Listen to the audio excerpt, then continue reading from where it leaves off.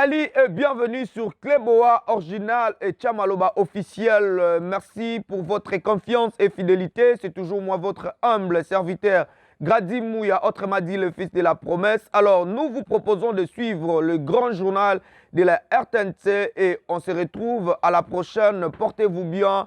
Au revoir. Merci de nous rejoindre dans cette livraison de l'actualité sur la télévision nationale congolaise. La pluie qui s'est abattue hier sur Kinshasa et les provinces environ a causé des pertes en vie humaine et plusieurs dégâts matériels. Nos reporters sur le terrain vous proposent de suivre le constat dans ce reportage. Des cris, des pleurs et des lamentations. Kinshasa s'est réveillé sous ces spectacles de désolation. C'est suite aux pluies diluviennes qui se sont abattues sur Kinshasa et Congo central de 2h à 7h du matin. Des dégâts étaient considérables. Les maisons écroulées, les éboulements des sols qui ont englouti les habitations et surtout la formation d'énormes érosions et des pertes en vies humaines. Ce sont là des dégâts de cette catastrophe naturelle.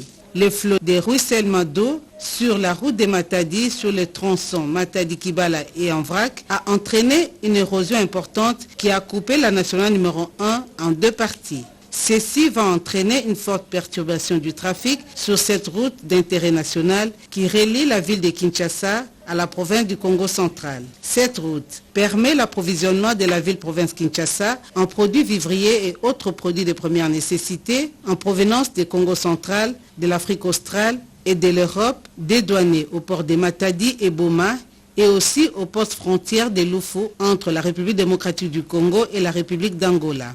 La partie est et centre de la ville de Kinshasa n'était pas épargnée. Les rivières Kalamu et Njili ont débordé, causant des inondations des maisons environnantes. Les postes SNEL haute tension des Funa situés à Limete et sous eau, ce qui risque de causer l'interruption en alimentation en énergie électrique de quelques communes de Kinshasa. Nous citons Limete, Gombe, Kinshasa, Barumbu, Ngiringiri, Kasavubu, Lingwala et Kalamu.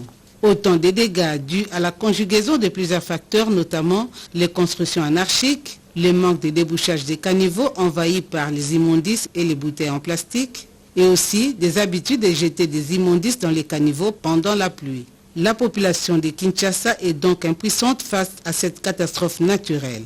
Pourtant, cette catastrophe n'est pas une fatalité. Avec la discipline et le civisme, on peut éviter ces drames. Des solutions sont envisagées face à cette catastrophe naturelle. Le Premier ministre Jean-Michel Sama Lukonde Kyenge annonce le début des travaux de réhabilitation de la nationale numéro 1. Jean-Michel Sama Lukonde Kyenge, le chef du gouvernement, est descendu sur le terrain pour évaluer le dégât causé par cette pluie. Pati Tondong. La pluie qui s'est abattue sur Kinshasa dans la nuit de lundi à mardi 13 décembre 2022 a sémé la désolation, mort d'hommes, inondations et d'importants dégâts matériels. La nationale numéro 1, essentielle à l'approvisionnement et qui relie la ville-province Kinshasa à la ville portuaire de Matadi, coupée en deux dans son tronçon compris entre Matadi-Kibala et Mitendi dans la commune de Mongafula. Ce qui n'a pas laissé indifférent le Premier ministre et chef du gouvernement, Jean-Michel Sama Lukonde Kyenge, qui, aussitôt informé, s'est rendu sur le terrain pour d'abord compatir à la douleur des familles victimes et évaluer l'ampleur des dégâts et prendre des décisions qui s'imposent. Les premiers dégâts que nous sommes venus évaluer, c'est d'abord les dégâts humains. Et donc nous sommes au regret de constater que dans l'érosion, il y a malheureusement des résidences qui ont été emportées et nous avons une indication de près d'une vingtaine de morts et nous continuons encore les recherches dans les décombres pour avoir plus et vraiment établir le dernier bilan.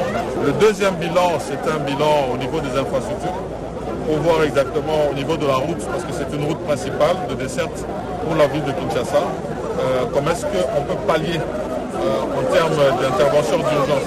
Vu l'importance de cette route, l'urgence s'impose pour sa réhabilitation.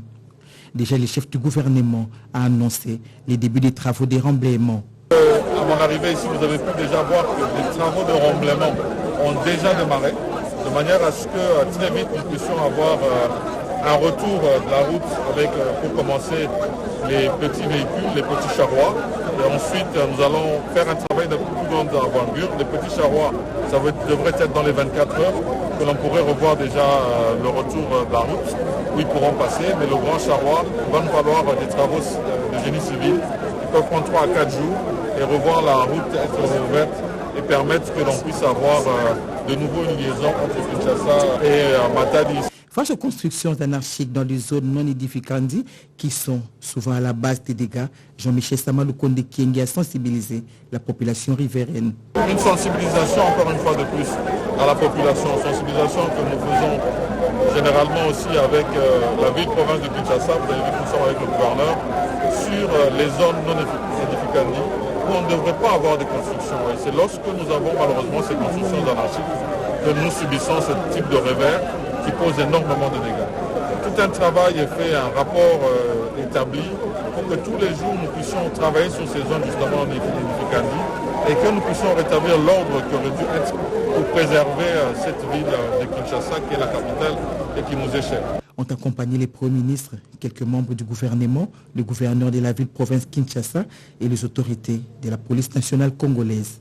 Après Mitendi, Jean-Michel Samalou Konde-Kiengue s'est rendu sur d'autres sites où l'on signale des dégâts matériels et morts d'hommes. Cela fait exactement 4 ans depuis que la Corporation des architectes a été dotée d'un cadre juridique. Il s'agit de l'Ordre national des architectes ONA. À cette occasion, le président de cette structure, Joseph Guibalé, est revenu sur les missions de cet organe. Joseph Guibalé a en outre expliqué les destructions catastrophiques causées par les dernières pluies diluviennes. Malumbela. Dans la ville de Kinshasa, les populations sont exposées aux drames que causent les pluies diluviennes depuis plusieurs années. Des situations déplorables qui n'étonnent plus personne. Face à cela, il faut vite agir avec des actions concrètes. Nous déplorons la catastrophe naturelle qu'il y a eu dans la ville de Kinshasa. Il y a eu mort d'hommes à cause des inondations, des éboulements. Déplorer tout le temps des morts pendant que nous sommes dans une situation très catastrophique. À l'Est, nous sommes en train déjà de perdre beaucoup de nos frères et sœurs par rapport à la guerre et que laisser aussi la nature tuer d'autres, je crois que nous pouvons les éviter. Nous pouvons vraiment nous mettre à l'abri si on recourt à l'expertise locale des architectes qui sont là et des urbanistes. Il est temps que nous puissions comprendre qu'il faudrait que nous puissions organiser les états généraux de l'urbanisme, aménagement du territoire, pour que nous puissions trouver des solutions ensemble et avancer pour le développement de notre pays. Cette journée du 13 décembre qui a endeuillé les familles a coïncidé avec la célébration du 4e anniversaire de la création, organisation et fonctionnement de l'Ordre national des architectes par ordonnance présidentielle. Le président national de cet ordre a souligné l'importance de cette dotation d'un cadre légal. Nous tenons à remercier le chef de l'État qui est le garant des institutions et spécialement les honorables députés et sénateurs qui nous ont fait confiance, qui ont compris qu'il était temps de doter notre pays de cette loi, qui a pour mission aussi d'être un organe technique pour accompagner le gouvernement dans tout ce qui concerne l'architecture, l'urbanisme et tout ce qui est dans le domaine du bâtir. Les architectes sont appelés, avec l'accompagnement du gouvernement, à améliorer la qualité de vie des citoyens à travers des logements décents dans des milieux urbains et ruraux.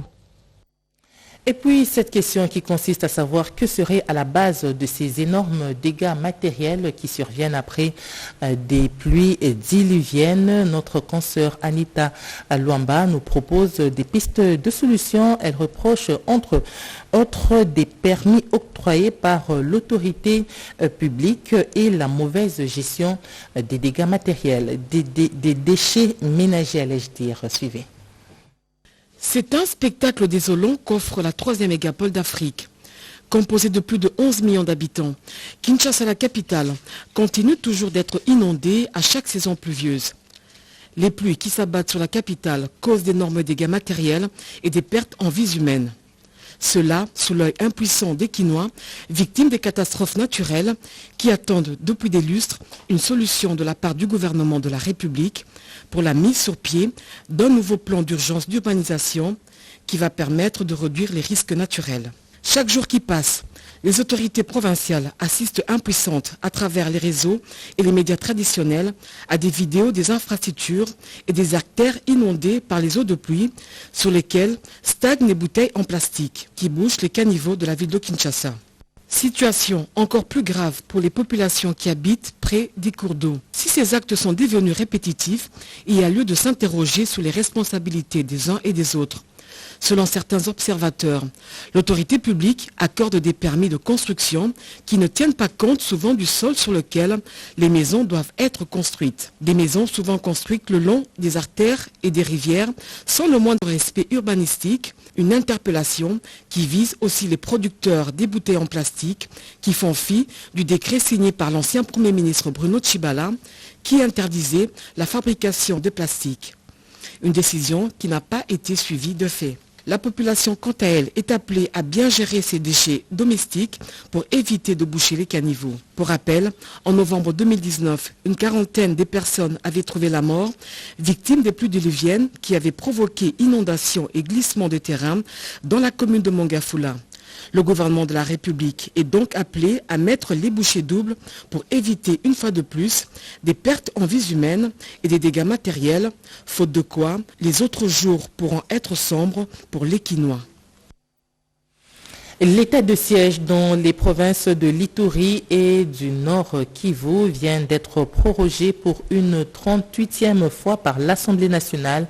La plénière a aussi adopté les deux propositions de loi, l'une portant régime pénitentiaire et l'autre sur les défenseurs des droits de l'homme. Les trois textes étaient renvoyés au Sénat pour seconde lecture avant promulgation par le président de la République. On en parle avec Sylvie Moembo. Désormais, les défenseurs des droits de l'homme disposent d'une loi relative à leur protection. La plénière de la Chambre basse du Parlement du lundi 12 décembre 2022, qui conduisait le président Christophe Mbosso-Kodiapwanga, a adopté à l'unanimité la proposition de loi sur la protection des droits des défenseurs des droits de l'homme. Cette loi est d'une importance capitale pour la République démocratique du Congo car elle va permettre à l'État congolais de contrôler cet espace des droits de l'homme. Le rapport de la Commission des droits de l'homme approuvé par la plénière a intégré les amendements des quelques articles proposés par les élus nationaux. S'agissant de la proposition de loi déterminant les principes fondamentaux relatifs au régime pénitentiaire, les articles de cette proposition de loi ont été adoptés in globo sans amendement. Au cours de la même plénière, sur 382 députés, 279 ont voté pour la 38e fois consécutive le projet de loi portant prorogation de l'état de siège dans les provinces de l'Ituri et du Nord Kivu, et ce, pour une durée de 15 jours. Le vice-ministre de la Justice, Amato Baubasiré, a justifié cette énième prorogation en se basant sur la guerre à l'est du pays imposée par le Rwanda sous couvert du groupe terroriste M23. Les deux propositions de loi ainsi que le projet de loi portant autorisation de l'état de siège ont été envoyés pour une seconde lecture au Sénat avant sa promulgation par le président de la République, Félix Antoine Tshisekedi Tshilombo.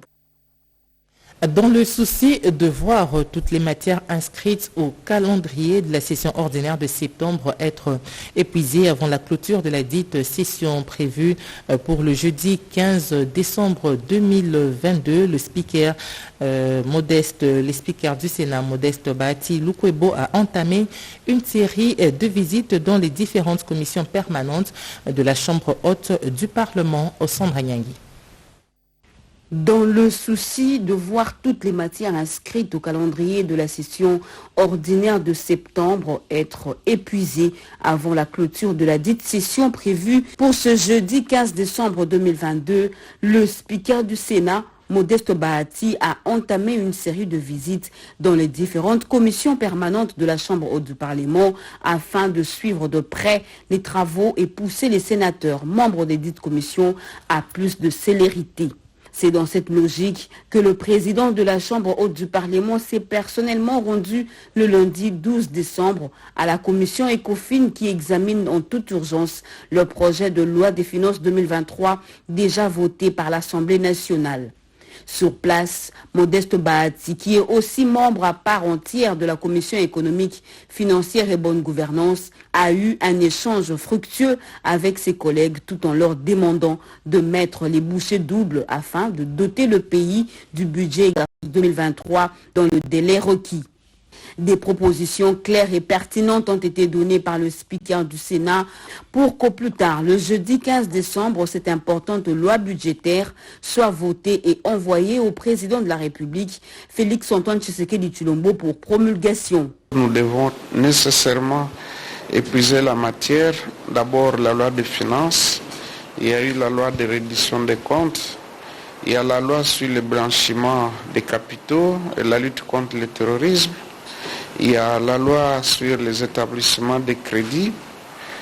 Toutes ces matières sont traitées au niveau de l'ECOFIN. Mais je fais le tour des autres commissions parce qu'il y a beaucoup d'autres matières. Nous avons également des lois qui doivent passer en commission paritaire, notamment sur la taxe sur la promotion de l'industrie et tant d'autres matières. Et puis notre rapport de gestion, le rapport financier du Sénat. Pour rappel, c'est depuis le 15 septembre dernier, lors de la rentrée parlementaire, que ce projet de loi des finances a été déposé par le gouvernement Samalou Koundé à l'Assemblée nationale, puis examiné et voté par cette dernière qui l'a, à son tour, envoyé pour seconde lecture au Sénat. La Chambre haute n'aura eu que 15 jours pour examiner le texte en seconde lecture et le voter avant la fin de la session en cours dont la clôture intervient ce jeudi 15 décembre 2022. Le Forum national sur les objectifs de développement durable a été ouvert hier à Kinshasa. Ces travaux de 2 jours ont été lancés par le vice-premier ministre, ministre de l'Intérieur et Sécurité, Daniel Asselo Okito. José Baïtombe, reportage. Les comptes à rebours avaient été lancés.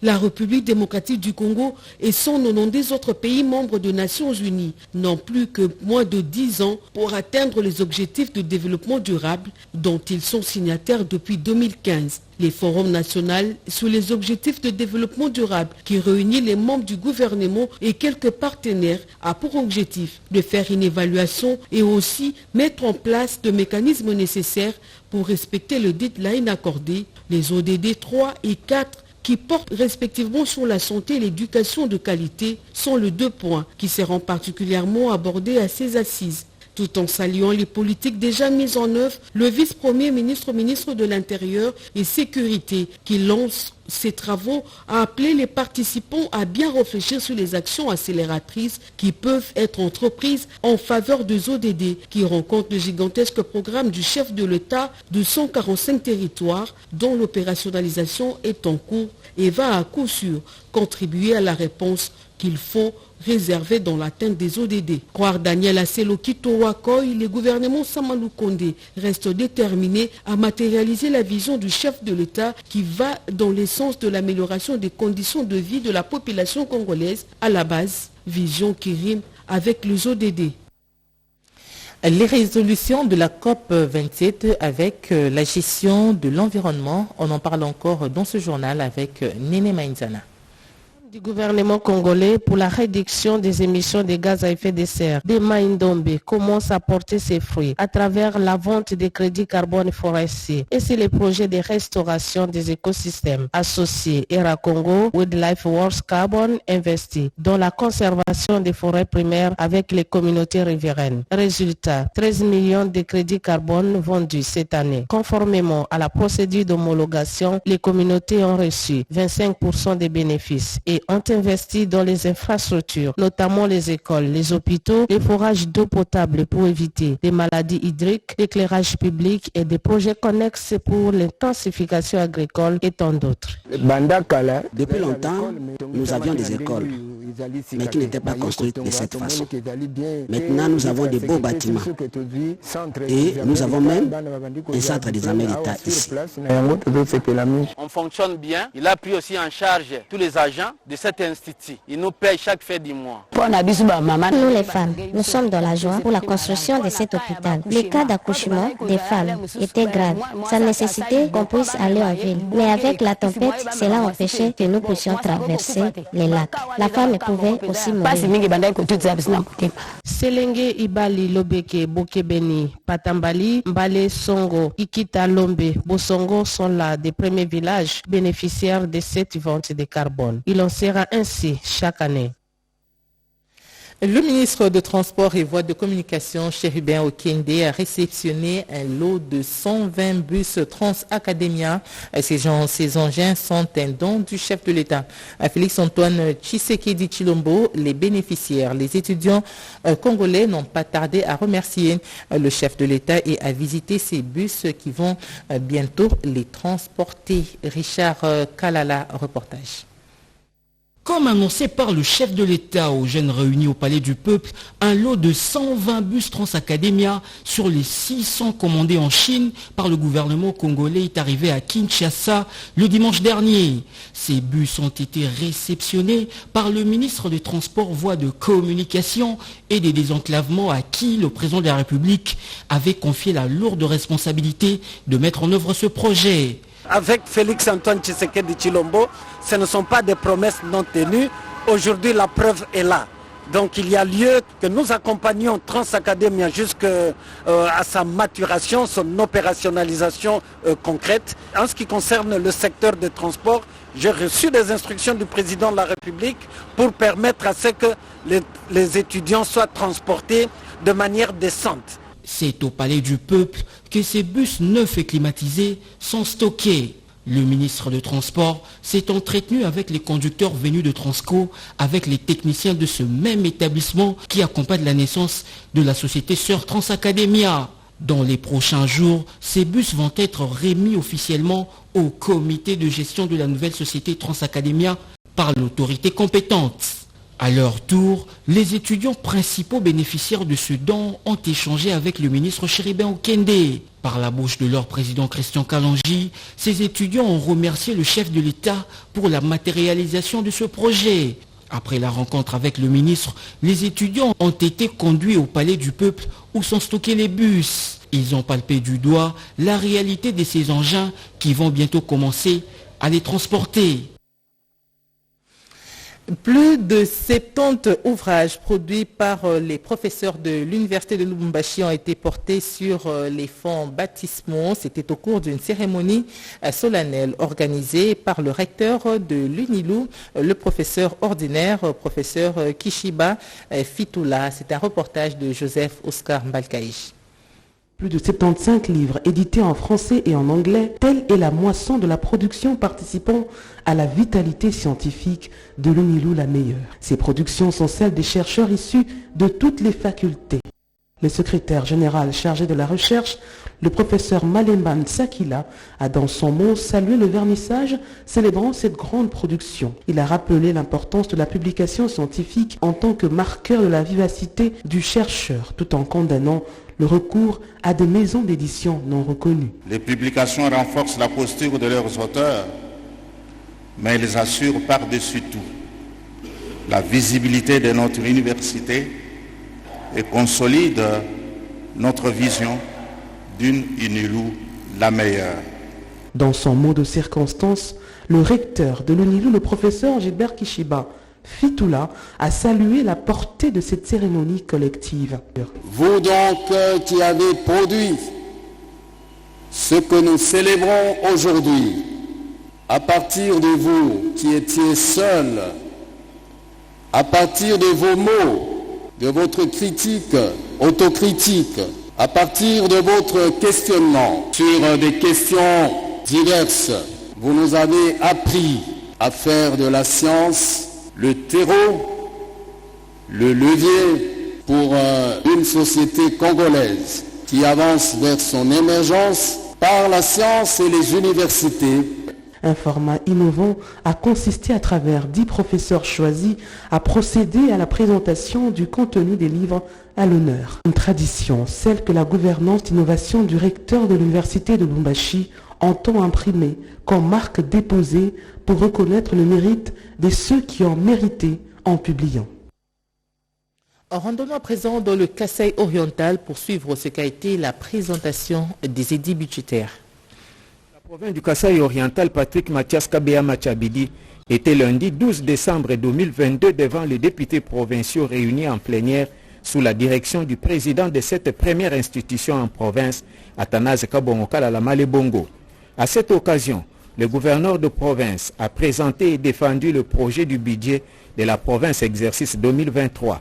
Ces projets budgétaires équilibrés en recettes et en dépenses se chiffrent à 352 milliards 15 millions 793 543 francs congolais a été déclaré recevable par les députés provinciaux et envoyé à la commission ECOFIN pour toilettage.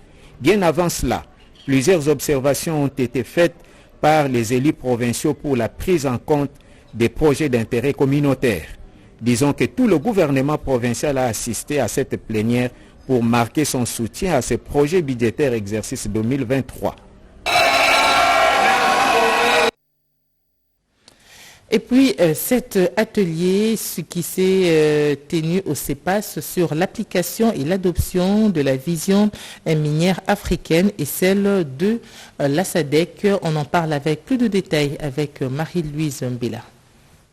Ces cadres d'échange et de réflexion a permis aux acteurs actifs de la société civile, les professeurs d'université, les représentants de la Chambre des mines et les responsables des services étatiques du secteur des mines de procéder à l'évaluation de la mise en œuvre de la vision minière africaine et celle de la vision minière de la SADC. À l'heure où la RDC assume la présidence de la SADC, il est impérieux de s'approprier de ces visions minières et leur vulgarisation s'impose. Le code minier, il est bien aligné sur beaucoup d'aspects de la vision minière africaine, mais nous pensons qu'il y a un aspect qui manque, c'est la vision globale de ce que nous voulons faire de nos mines, que nous devons mettre ensemble. Et pour mettre cette vision en place, il faudrait une discussion dirigée par le gouvernement, mais qui amène tout le monde ensemble pour se dire, pour se poser une question importante. Qu'est-ce que nous voulons réellement faire de nos mines à moyen terme et à long terme, et qu'est-ce que nous voulons léguer aux générations futures. Faisant l'état des lieux de la vision minière de la RDC, le directeur général du cadastre minier a signifié de manière intuitive la vision minière de la RDC est intégrée dans la politique du gouvernement congolais. C'est la vision qui détermine la politique minière et c'est la politique minière qui détermine les actions à faire, les objectifs que vous devez avoir, et c'est cette politique qui vous permet de mettre en place le système de mesures pour évaluer les degrés de gouvernance minière, la manière dont vous progressez. Juste après son intervention, les doyens de la faculté de la Polytechnique de l'Université de Lubumbashi a réagi. Par ce temps où la RDC porte les ambitions de pouvoir améliorer les maillons de la chaîne des valeurs, principalement de l'industrie extractive minière et de la chaîne des valeurs des batteries, il est important que la société civile et toutes les parties prenantes puissent à ce jour s'imprégner de la vision minière africaine. Des recommandations sorties de ces travaux seront couchées dans un rapport qui sera remis au président en exercice de la SADC et président de la RDC, Félix Antoine Tshisekedi Tshilombo, pour son application. Et pour terminer, sachez que le monde syndical vient d'enregistrer un nouveau syndicat. Il s'agit de SIDIAFIB. SIDIAFIB, entendez, syndicat pour la défense des intérêts des administrations des finances et du budget. Les représentations des 26 provinces ont participé à l'Assemblée générale et à la tenue du premier congrès. Rodépanda. Défense, protection des droits et avantages des agents et fonctionnaires de l'État. Désormais, il faut compter avec de nouveaux syndicats pour la défense des intérêts des agents et cadres des administrations de finances et du budget. SIDIAFID, nouveau syndicat au sein de l'intersyndicale de l'administration publique INAP, créé sous l'impulsion du camarade Nicolas Ngonga, président. Il va fonctionner au sein de ces deux portefeuilles de l'État, le budget et les finances. Une cérémonie de sortie officielle doublée du premier congrès a été organisé pour mettre en place de nouveaux staffs dirigeants à Kinshasa et en province avant les élections. C'était avec la participation des différentes représentations de toutes les 26 provinces. Les présidents du SIGAFID et tous les membres sont impatients de l'organisation des élections syndicales au sein de l'administration publique pour apporter le nouveau souffle. Ils en appellent à l'autorité du vice-premier ministre, ministre de la fonction publique. Le SIGAFID travaille en intelligence avec la philosophie du VPM Liaou, Monga et Bois sur la justice, l'équitabilité dans le traitement des agents et cadres des administrations. La présence du représentant personnel du vice-premier ministre de la fonction publique, les conseillers en charge des élections, Clovis Tchibala, est une preuve de soutien et de certification de ce nouveau-né dans le monde syndical dont lui-même est le parrain. Les travailleurs ont, c'est la Constitution, ce sont des lois. La justice distributive, l'équité, la légalité, des principes qui vont caractériser et servir de fil conducteur pour SIGAFID dans ces combats. Après cette cérémonie, une formation syndicale a été organisée pendant 3 jours, centrée sur 10 modules, notamment. Et ce journal est terminé. Madame, Monsieur, nous vous disons merci de nous avoir suivis. Merci à Patrick Bapouila, Pécho Moubenga Kassongo qui ont réalisé ce journal. Gabi Konga, Médard Moubenga, Émile Zola, Alain Ngalia qui ont assuré la partie technique. Un journal coordonné par Oscar Mbal Kaïj. L'information continue sur nos antennes en français dans les 4 langues nationales. 13h30, Téti Samba, Kiso Lokele. Au revoir.